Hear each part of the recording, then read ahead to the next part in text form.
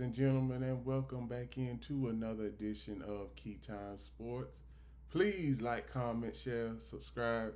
Keytime Sports right here on YouTube, Key City Sports on Instagram, and the key on millions.co. Now, it is week 5 of the college football season, and I got 4 intriguing matchups to talk about. The first one is the USC Trojans versus the Illinois Fighting Illini. Now, we all know that the Fighting Illini experienced a beatdown last weekend to the hands of the Indiana Hoosiers. Now you got the USC Trojans coming into Illinois Stadium, and the USC Trojans, they got a little bit momentum on their side coming into this game.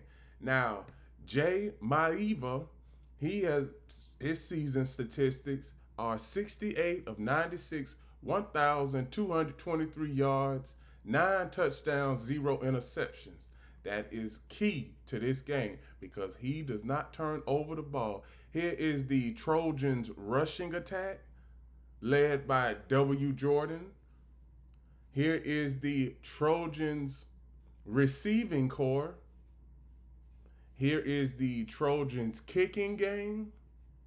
And here's the USC Trojans defense. Defense as a whole has a total tackles of 220.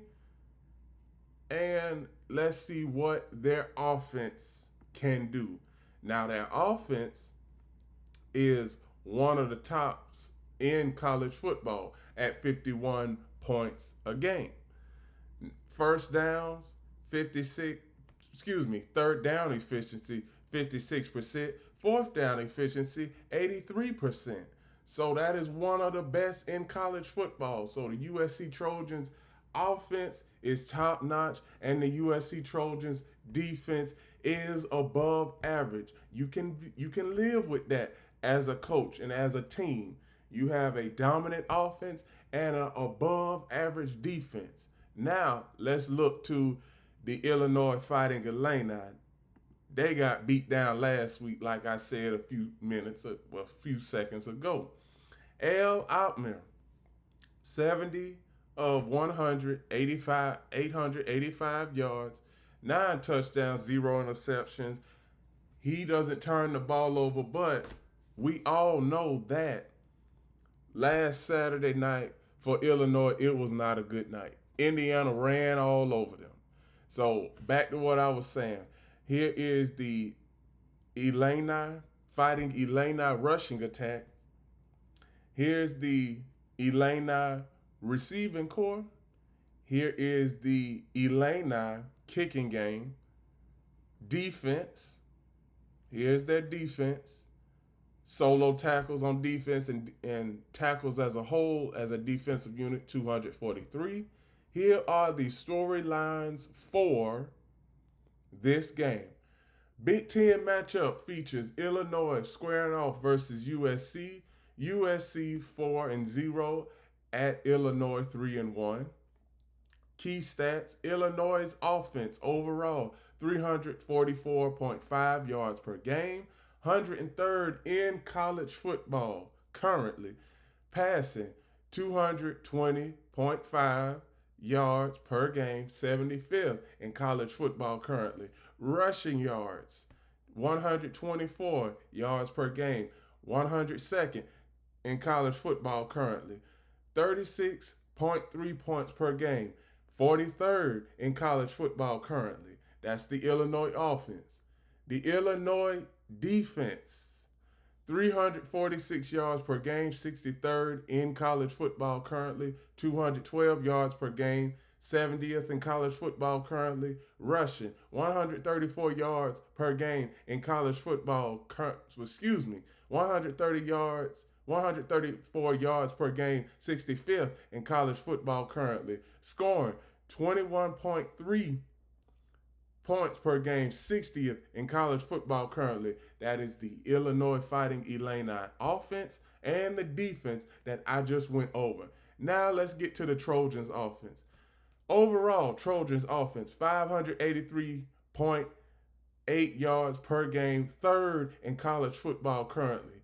Passing, 331.5 passing yards, 11th in college football currently. Rushing, 252.3 yards per game, 12th in college football currently. Scoring, 52.5 points per game, fifth in college football currently. The USC Trojans defense, overall 323.8 yards per game, 52nd in college football currently. Passing, 231 yards per game, 90th in college football currently. Rushing, 92.8 yards per game, 25th in college football currently. Scoring, 20.3 points per game, in college, 53rd in college football currently. Now, Illinois is 90th in defensive third down percentage, allowing opponents to convert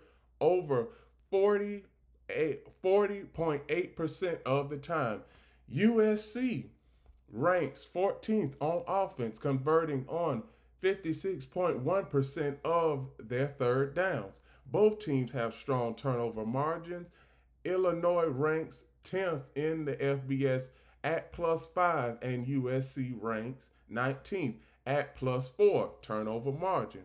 USC is 128th in FBS, averaging 79.8 penalty yards per game, compared to Illinois' 39th, ranked 45 per game.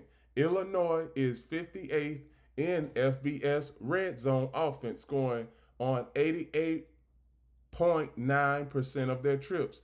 USC's red zone defense ranks second at 50%. Team leaders for both teams. Team leaders for Illinois: Luke Altmaier, 855 yards, 9 TDs, 0 interceptions, 70% completion percentage. Rushing, Caden Fagan, 240 yards on 55 carries, 3 touchdowns. Receiving, Hank Betty, 302 yards, 21 catches, 1 touchdown. USC passing, Jaden Maiva, 1,223 yards, 9 touchdowns, 0 interceptions, 70.8% completion percentage. Rushing, Wayman Jordan, 443 yards on 57 carries, 3 TDs. Receiving, Micah Lehman, 438 yards on 24 carries and 3 TDs. The last game for both teams is Illinois fell to Indiana, 63-10 to Indiana on last Saturday. Altmaier passed for 146 yards on 14 of 22 attempts, 63.6% with 1 touchdown and no interceptions. Fagan carried the ball 5 times for 18 yards. Colin Dixon had 4 receptions for 86 yards and 1 touchdown. USC Trojans won 45-31 over Michigan State on last Saturday. Maiva led USC with 234 yards on 20 of 26 passing, 76.9% for 3 touchdowns and no interceptions. He also carried the ball 4 times for 31 yards and 2 rushing touchdowns. Jordan had 157 rushing yards on 18 carries, adding 2 receptions for 25 yards. Lemon had 8 receptions for 127 yards and 1 touchdown. He also had 2 carries for 11 yards and 1 touchdown. So now, who is going to win this game? I'm pretty sure a lot of people, they just want to know that. And one thing that I'm going to say is right now, the points per game, and not points per game, but the point spread on this game is the USC Trojans 6.5. Illinois, coming off of last week's beatdown, is a underdog. I have the USC Trojans winning this game because their offense is very potent. They average 51 points per game. And we already have seen the Illinois Fighting Illini offense struggle with a top notch offense. Just like with Indiana, they struggle. So, all in all, I got the Trojans winning this game. The next game I am going to cover is another SEC showdown. The LSU Tigers versus the Ole Miss Rebels. Now, LSU is number 4 in the country right now. Number 4, Garrett Nussmeier. He has had a pretty much decent season up to this point.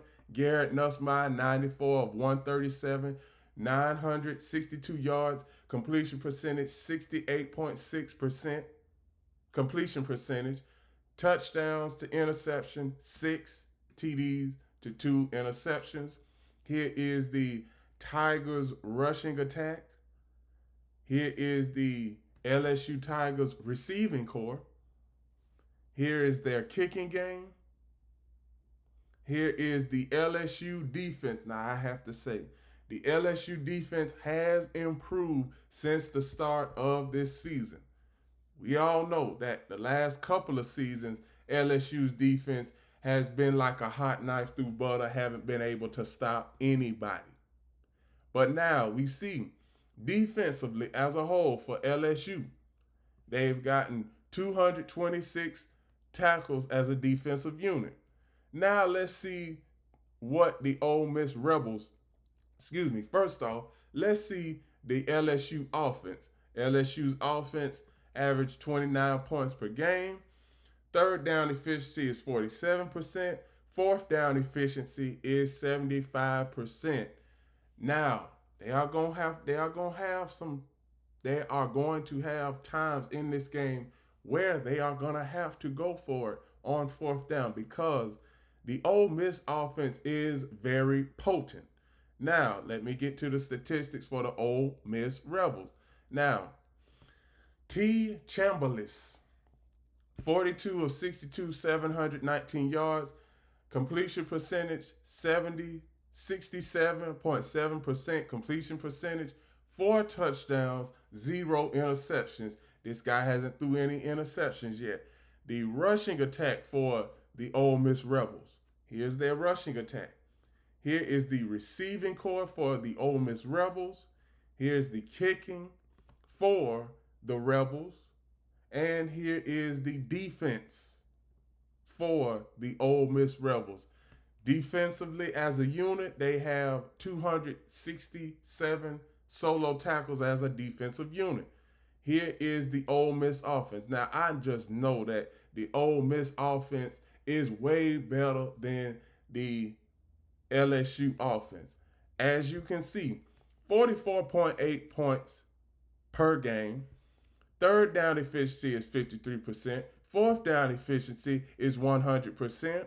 Now we get to the storylines for this game. Now, number 4 LSU and star linebacker Perkins look to slow down number 13 Ole Miss dual threat quarterbacks. Mississippi coach Lane Kiffin remembers all too well when then freshman LSU linebacker Harold Perkins Jr. wrecked the Rebels game plan with a breakout performance by a high momentum turning sack, 2 QB hurries, and a pass breakup. He isn't like anyone else, Kiffin said. 4 years later, Kiffin's high-octane offense will contend with Perkins for likely the last time when the 13th-ranked Ole Miss Rebels 4-0, 2-0 in Southern East Conference hosts number 4 LSU 4-0, 1-0 on Saturday. A victory could vault Ole Miss into the college football playoff picture. They'll just have to figure out how to neutralize Perkins. Like I always say, you have to neutralize the best players on your opponents. And a premier NFL prospect who opted out to return to LSU this season after a major knee injury wiped out most of his junior season. I thought he'd be a first round draft pick by now, by the NFL, Kiffin said. LSU sought to deploy Perkins as a more traditional middle linebacker in 2023, a season which the Tigers struggled defensively. Like I've been saying, now Kiffin sees second year LSU defensive coordinator Blake Baker unleashing Perkins as more as a riveting pressure defender, resembling how the Tigers allowed him to play 4 years ago. They're back, actually, kind of full circle, Kiffin said. He did great in our game in 2022 and impact our game and is coming back in the same role. Changed circumstances. Last time LSU visited Ole Miss in 2023, the Rebels offense racked up over 600 yards, to be exact, 706 yards in a 55-49 victory. This year's edition is the Magnolia Bowl. Could be quite different, and Perkins' recent form is only part of that reason. Kiffin said LSU by far has the most talented defense. The first time his Ole Miss staff went against the Tigers in 2020. The Tigers have new starters throughout their secondary, both on defensive end spots. All transfers after LSU coach Brian Kelly ramped up spending on player acquisition. It's paid off, Kiffin said. So a lot of the credit to them for embracing the transfer portal. Kelly agreed that he has better players after this year and that LSU has the ability to spend on transfer portal they identified as good fits for their team. Their team helped the Tigers to get where we are with this roster. But Kelly still expects LSU's defense to be challenged by an Ole Miss attack that features two dual threat quarterbacks in Austin Simmons and Trinidad Chambliss. Both them have extremely effective and efficient through their first couple of games, throwing and running, Kelly said. Lane does a great job in preparing his team, in particular for us. Chambliss has taken most snaps since Simmons hurt his ankle 3 weeks ago at Kentucky, but Kiffin wouldn't say whether he continued to stick more with Chambliss, a transfer from Division II Ferris State who passed for 307 yards and rushed for 112 yards in a 45-10 victory over Tulane last week. We're really letting them compete it out, Kiffin said. Either one of them steps up in an interesting matchup versus Perkins, whose combination of size, 6'1", 222 pounds, explosive speed, instincts can put a lot of stress on even the most mobile quarterbacks. We get into connections. Ole Miss defensive back Sade Ryan spent 4 years playing for LSU, starting at cornerback and safety. Now he's playing against the Tigers for the first time. Sage is really a savvy player that played a lot of plays and a lot of different spots, Kiffin said. I'm really glad he's part of our team. That's what Lane Kiffin said. But Kiffin downplayed the notion that Ryan is the new era of consistent player movement, would approach Saturday's game differently than others. Across college football, players face their former teams a lot nowadays, Kiffin said. It seems like every week. Meanwhile, Kiffin offered a comment on his daughter Landry, announcing this week on social media she's dating LSU linebacker Whit Weeks. Oh goodness. Now this is something. You have the Ole Miss head coach, Kiffin's daughter. She doesn't know who to cheer for because her boyfriend is LSU linebacker and her dad is the head coach of the Ole Miss Rebels. But that's no here nor there. Witt's an awesome kid and comes from a great family, Kiffin said. Glad that these two are happy together. It has nothing to do with the game. Now, back to the game. Ground game. While LSU's senior quarterback Garrett Nussmeier is seen as one of the most talented passers in college football, it could be in the Tigers' interest to lean more on their ground game this week against a Rebels defense that ranks last in the SEC against against rushing yards allowing. 190 yards, 90.5 yards per game.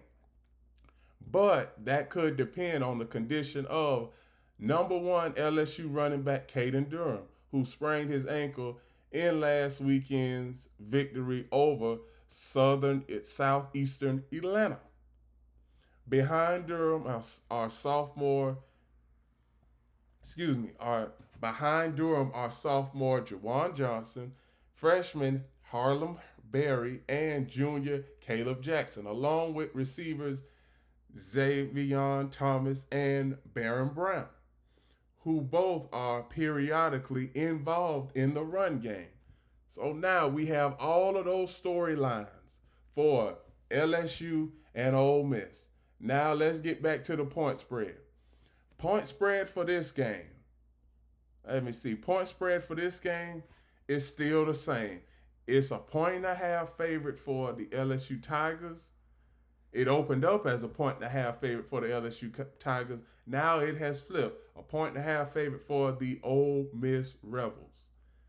Now, one thing I can say is that LSU, they've had a favorable schedule to this point. They really haven't been facing any dynamic offenses at all. But this is the first week of their schedule where they are going to face a dynamic offense. And I'm just going to tell you, Ole Miss offense is one of the best in college football, and I got Ole Miss winning this game. I do believe that the Ole Miss Rebels, they are going to score and score a lot. I believe that the Ole Miss Rebels are going to score at least 30 points in this game, even though the LSU Tigers have a good defense. They haven't played any top-tier offense yet. They are going to get a chance to see how good that defense is against the Ole Miss Rebels. So I got the Ole Miss Rebels winning this game. The next game I'm going to cover is the Oregon Ducks and the Penn State Nittany Lions. Now this game is one of the night games, but it is not the main game that we are going to talk about. But for the Oregon Ducks, they are number 6 in the country right now. Quarterback D. Moore, 71 of 95, 962 yards. Completion percentage, 74.7%. Touchdown to interception ratio, 11-1. This guy, he does not put the ball in harm's way.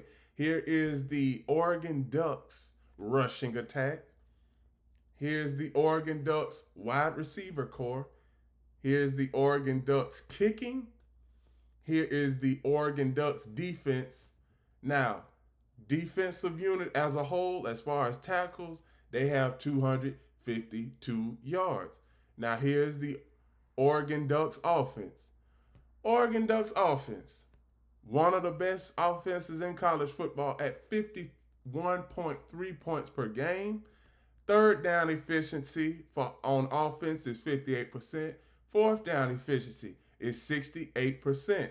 Now, let me get on over to the Penn State Nittany Lions. Penn State Nittany Lions, Drew Aller, 57 of 88, 626 yards, completion percentage 64.8, 4 touchdowns to 1 interception. Here's the Nittany Lions rushing attack. Here's the Nittany Lions receiving core. Here is the Nittany Lions kicking game. Here is the Nittany Lions defense. And defense as a whole is 100. They have 179 tackles as a defensive unit. But there is one coach in this game that needs this game more than Dan Lannon. and that is James Franklin. James Franklin, the preview for this game. James Franklin hopes new weapons, retooled defense will help number 3 Penn State beat number 6 Oregon. Now, here's something about James Franklin. In big games, James Franklin is 2-17. He doesn't win very many big games. And I know that people, the Penn State Nittany Lions fan base, is saying that, well, this is a new year. But it seems every year for the past 7 years, Penn State has had a big game on their schedule. And what have they done? They have lost. But, which leads into my storyline. Like it says right here, things are different now. The number 3 Nittany Lions have spent 9 months since their 45-37 loss to the Ducks in the conference title game, retooling their wide receiver corps and reimagining their defense. Their goal, keep pace with high-flying team currently riding the longest regular season winning streak in college football. We didn't have that tools in our belt, Franklin said. Sometimes we're able to get matchups that were in their favor, excuse me. They were not able to solve that issue with a sack or pressure. Then we have some challenges. Fresh off of a bye week, the Nittany Lions haven't been tested yet this season, but they're going to be tested versus the Oregon Ducks. They've piled up points on non-conference opponents, working in transfer wideouts, Trebor Penna, Kyron Hudson, and Devontae Ross. They've also deployed a new defensive coordinator by Jim Knowles, who helped lead Ohio State to the NCAA National Championship last season. Knowles' defense, which combines man and zone concepts, unlike the Nittany Lions did before, helped the Buckeyes go 1-1 against the Ducks last year, including 41-21 win in the first round of the college football playoff. Franklin is hoping the new defensive scheme will be enough to stop Oregon's offense. That is easier said than done. Now I'm gonna go back to the Penn State Nittany Lions offense. Now the Nittany Lions offense, they score 44 points. Third down efficiency is 38%. Fourth down efficiency is 62%. I would not be afraid if the Ducks and the Nittany Lions go for it multiple times on fourth down in this game, because that is how much is riding on this game. This is a top 10 matchup. You got number 6 and number 3 playing. Now back to the storylines. Led by first-year starting quarterback Dante Moore, the Ducks are 7th in scoring and 12th in total offense. They're averaging 296 yards through the air per game, while Moore has already thrown 11 touchdown passes. They challenge you formationally with all different things that they do. Knowles said a lot of times against these teams that they do so much, if you're not in the right place, you don't have a chance. Quieting the crowd. Knowles' defense has a unique edge in this game. The whiteout.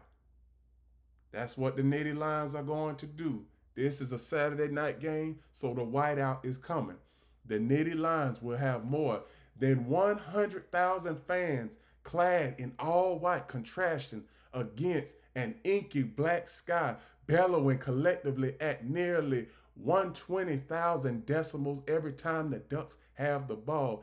It is Lanning's intent to shut them up quietly.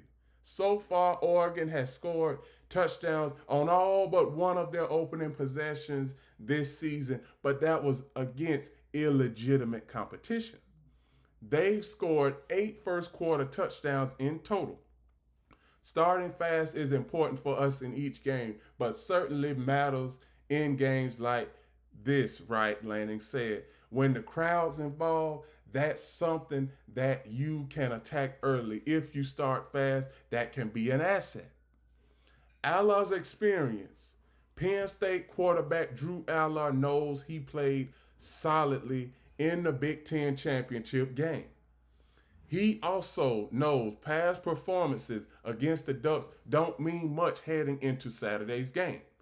Aller, who's yielded the quarterback spot to back up Ethan Gronkmeyer every weekend as games have gotten more lopsided, completed 20 of 39 passes for 226 yards and 3 touchdowns, ran 5 times for 54 yards and another score. He also threw 2 interceptions. He's got to protect the ball in this game. He's grown more comfortably.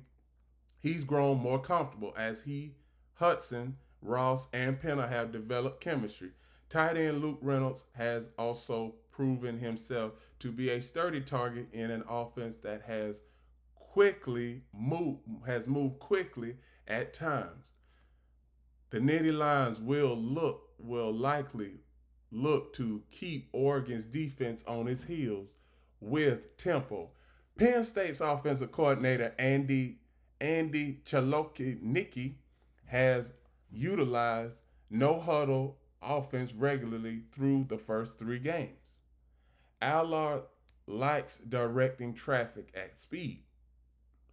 It plays that we it's like it's plays that we all really like and now just know like the back of our hand. Allard said Coach K and the whole offensive staff does a great job of sequencing those plays for us and presenting us looks throughout the week of what we are going to get. That's what the coach for the Penn State Nittany Lions said. Corner test. The Ducks have had success with a rebooted secondary, completing with freshman corners Brandon Finney Jr. and Ife Agabijang wing. They haven't allowed a touchdown pass and permitting just 120 yards per game to opposing offenses. Although Penn State has just 10 passing plays of 20 yards or more, Lannon is wary of Allen's arm and the speed out on the outside. Hudson, Penner, and Ross have caught a touchdown and are all averaging more than 11 yards per catch. All 3 are physical players who could push Oregon's new corners. Experience develops confidence, and confidence is going to lead to good execution and ability to take risks when it's needed, Lanning said.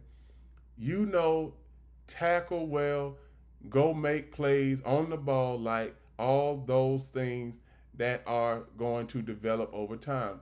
So the more snaps they take, the better we've gotten. Get the QB. Danny Dennis Sutton has had a blast playing in Noles defense, mostly because his instructions are often simple and to the point. Go get the quarterback. I'm a believer in that D-line. Can be thinking too much, Dennis Sutton said. Just let us go get the quarterback, stop the run, and we are going to make plays. They could be tougher against That could be tougher against Oregon. The Ducks replaced 3 starters in the offseason, but so far transfer tackles Isaiah World, Alex Harkey, and guard Emmanuel Pregnagon have been nearly perfect. Flanking center Alpani Lau would allow no sacks and just 10 pressures on a team high 970 plays last season. Oregon has just allowed 1 sack in 4 games this year. Here's what Dante Moore said. They're a great team, Dennis Sutton said. Dante Moore's been doing a great job running and stepping in the pocket as well. So we have to beat discipline D-line in our rush lanes and let him use his legs as he can. Now, point spread for this game. Point spread for this game is 3.5 in favor of the Penn State Nittany Lions, and the Oregon Ducks are a 3.5 point underdog. When it comes to Penn State, when is James Franklin going to win a big game that really matters? When is he going to get a quality win that really matters? He hasn't been able to do it versus he hasn't been able to do it versus Ohio State. He hasn't been able to do it versus Michigan. He hasn't been able to do it versus anybody in the Pac-12, not the Pac-12, but the Big 12. Let's see if Penn State Nittany Lions can beat the Oregon Ducks. I'm going with the Penn State Nittany Lions because I just know that the Penn State Nittany Lions, their fan base, they are going to be a feisty, hostile fan base. And it's live under the Saturday night lights. It's going to be a whiteout in the game, and that crowd is going to be rambunctious. So I got the Penn State Nittany Lions winning this game. Now let me go on ahead to the nightcapper, the Alabama Crimson Tide versus the Georgia Bulldogs. Now, Alabama, first game of the season, they had bumps in the road. I kept on telling everybody, y'all have been sleeping on Ty Simpson. I said Ty Simpson would have a good game versus the Seminoles, and he did. He had 2 touchdowns and 254 yards. It wasn't now everybody for Alabama, you know we're going to have some slip-ups with Alabama, right? But Alabama the last 4 weeks have been able to salvage their season, garner the ship. Now we are at the game, the top game and the best game of college football, week 5 in this case. Over the last 5 years, whoever has played in the Alabama-Georgia game, most of those players have went on to become NFL draft picks. So it's going to be the same thing with this game. Now, one thing I can say is Ty Simpson, I keep telling y'all sleeping on Ty Simpson. 64 of 89, 862 yards. His completion percentage is over 70%. That is good in and of itself. And most importantly, touchdowns. 9 TDs to 0 interceptions. He doesn't turn the ball over, and that's what you want in a quarterback. The rushing attack for the Alabama Crimson Tide, here it is. The receiving corps for the Alabama Crimson Tide, here it is. Kicking for the Tide. Defense for the Tide has came on strong ever since that debacle in Tallahassee early in the season. And as far as tackles as a unit, they have 122 tackles. Here is the Alabama offense. Alabama's offense averages 42.7 points per game. Third down efficiency is 45%. Fourth down efficiency is 55%. Now let's see what does the Georgia Bulldogs do when it comes to their offense. Gunnar Stockton, 63 of 89, 721 yards, completion percentage 70.8, 4 touchdowns to 0 interceptions. Here is the Bulldogs rushing attack. Here is the Bulldogs wide receiver core. Here is the Bulldogs kicking. And here is the Georgia Bulldogs defense as a whole. Now, tackles as a defensive unit, 186 tackles. Now, let's get to the storylines for this game. DeBoer is looking for number 17 Alabama to be resilient in a difficult road game setting against number 5 Georgia. Now, that puts much on the line for number 17 Alabama when it visits number 5 Georgia on Saturday night. Before I read these storylines for this game, the Georgia Bulldogs haven't lost a home game since the start of the 2020s. Their last home loss was October 26th of 2019. So, something has got to give. Who is going to be victorious in this game?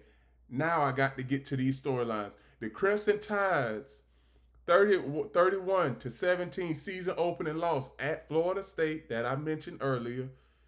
Coach Keiwond Dowell team with little margin for error. Alabama 2-1. Southern Eastern Conference 0-0. Southern Eastern Conference needs a win over Georgia. 3-0, 1-0 in conference play to protect its college football playoff hopes.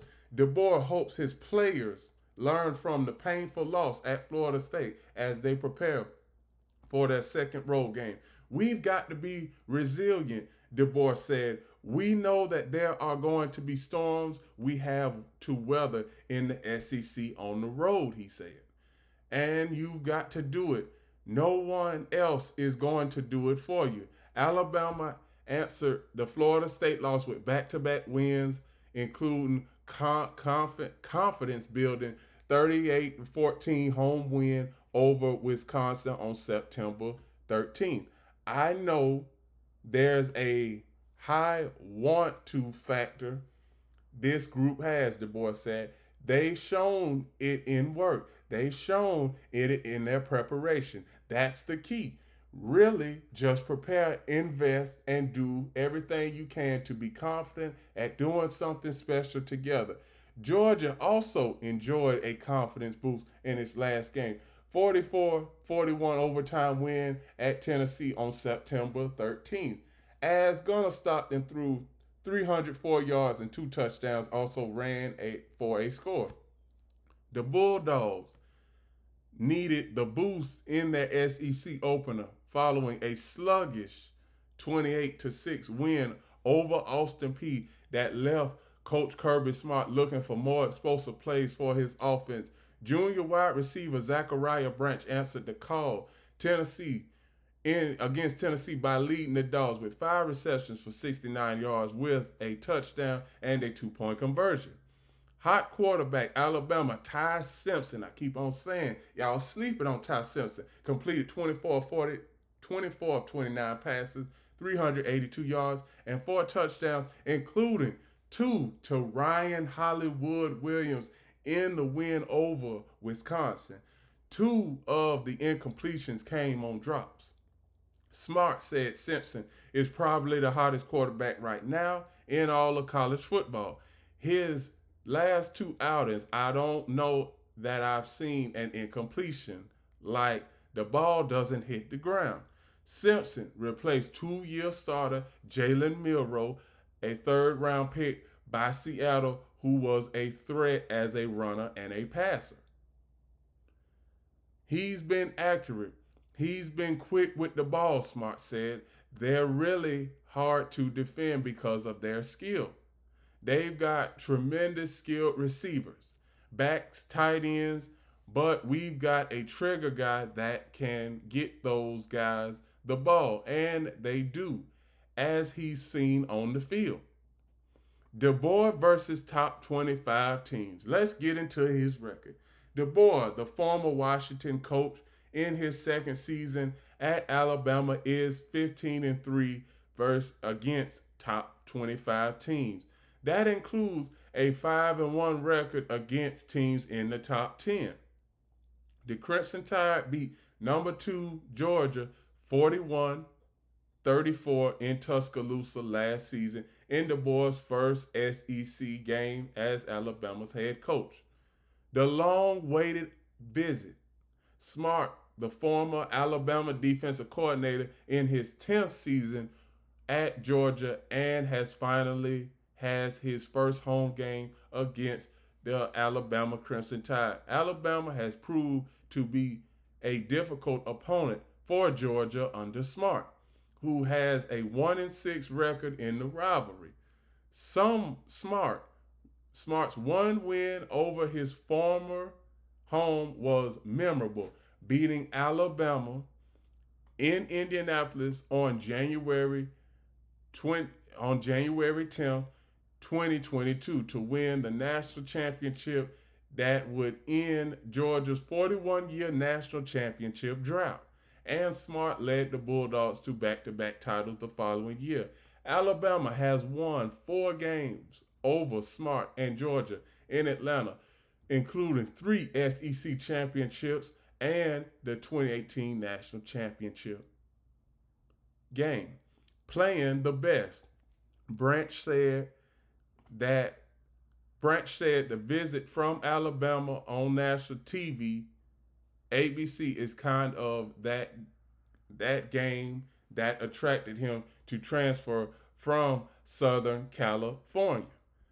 You know, you want to give a chance to play the best competition, Branch said, adding, SEC is great conference, so I feel like you just set me up, have those prime time games to play against some of the best competition in the country and, get a chance to showcase my talent when it comes time.